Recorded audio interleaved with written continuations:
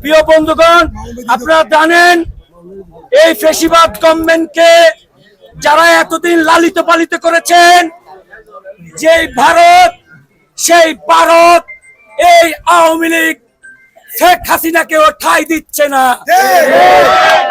সেই আওয়ামী লীগ ভারতও নিরাপদ নয়। 1971 সালে স্বাধীনতা যুদ্ধে ভারত বারবার বলেছিলেন যে আমাদের অগ্রাধিকার এই স্বাধীনতার মধ্যে আছে।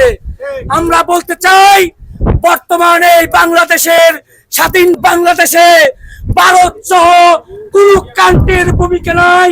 এই অর্জন বাংলাদেশের 18 কোটি মানুষের অর্জন। এই অর্জন বাংলাদেশের তরুণ প্রজন্মের অর্জন। বয়েজ ক্লাবের যে সমস্ত নেতৃবৃন্দ এতদিন নিপীড়িত নির্যাতনের শিকার হয়েছেন, আমি আপনাদেরকে বলতে চাই আর ভয় নেই। আপনারা যেই স্বপ্ন নিয়ে এলাকায় এবং বিভিন্ন সামাজিক কর্মকাণ্ডে লিপ্ত হতে চেয়েছেন, আসুন আমরা আবার হাতে হাত মিলে কাঁধে কাঁধ মিলিয়ে এলাকাকে একটি মাদক মুক্ত, সন্ত্রাস মুক্ত একটি মডেল এলাকা উপহার দেব এই সমাজকে, ইনশাল্লাহ।